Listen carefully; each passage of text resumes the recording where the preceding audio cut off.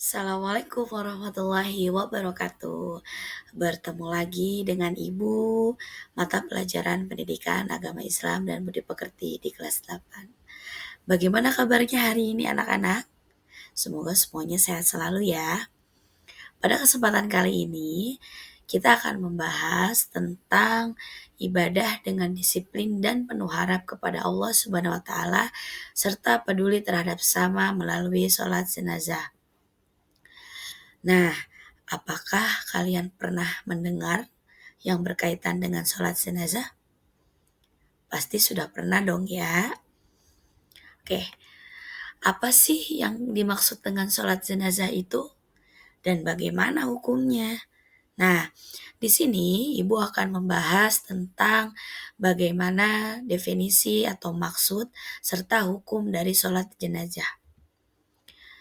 Yang pertama, sholat jenazah merupakan sholat yang dikerjakan untuk jenazah muslim. Pelaksanaan sholat jenazah dilakukan dengan 4 kali takbir, tanpa ada ruku dan sujud. Kemudian diakhiri dengan salam, serta sholat jenazah ini dapat dilaksanakan dengan cara berjamaah. Sholat jenazah ini merupakan sholat yang tidak ada gerakan ruku dan sujud. Ini yang membedakan antara sholat jenazah dengan sholat-sholat yang lainnya. Selanjutnya, syarat syah sholat jenazah itu ada 4. Yang pertama, jenazah telah dimandikan. Yang kedua, jenazah telah dikafani. Yang ketiga, dilaksanakan dengan menghadap kiblat. Dan yang terakhir adalah jenazah berada di hadapan orang yang sholat. Nah, selanjutnya di sini ada rukun atau tata cara pelaksanaan sholat jenazah. Yang pertama, niat. Yang kedua, berdiri bagi yang mampu. Yang ketiga, dilaksanakan dengan 4 kali takbir. Dengan takbir pertama, membaca surat Al-Fatihah. Takbir kedua, membaca sholawat. Takbir ketiga dan keempat, membaca doa untuk mayit. Dan yang terakhir adalah salam. Dalam pelaksanaan sholat jenazah ini, sebelum-sebelumnya kita memiliki kewajiban-kewajiban yang harus kita lakukan. Salah satu kewajiban yang pertama adalah kewajiban untuk memandikannya. Yang kedua, mengkafani. Yang ketiga, menguburkan. Dari kewajiban ini, hukumnya adalah fardu kifayah, di mana wajib dilaksanakan, tetapi bila sudah ada yang melaksanakannya, maka yang lain terbebas dari kewajiban tersebut.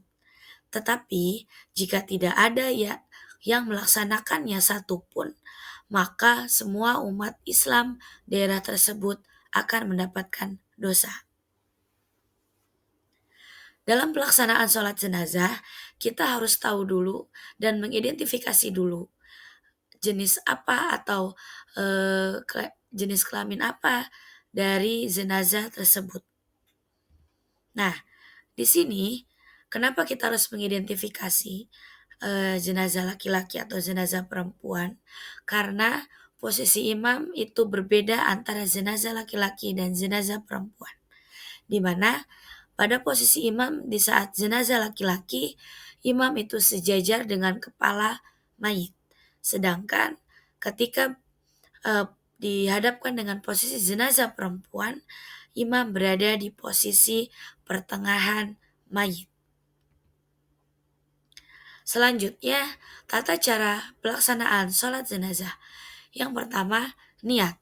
Sebagian ulama, khususnya Imam Syafi'i, berpandangan bahwa untuk membimbing hati, niat perlu dilafalkan dalam bacaan yang dibaca sebelum takbiratul ihram. Adapun niat tersebut adalah Bismillahirrahmanirrahim. Usolli ala hadzal mayyiti arba'a takbirati fardhu kifayati ma'muman lillahi ta'ala atau imaman lillahi ta'ala. Selanjutnya dilanjutkan dengan berdiri. Sholat jenazah wajib dilaksanakan dengan cara berdiri sebagaimana ketentuan dalam sholat fardu, kecuali ada halangan yang menyebabkan tidak berdiri. Setelah itu, kita masuk ke takbir yang pertama. Setelah takbir pertama, itu pembacaan surat Al-Fatihah. Dilanjutkan takbir yang kedua, pembacaan sholawat Nabi.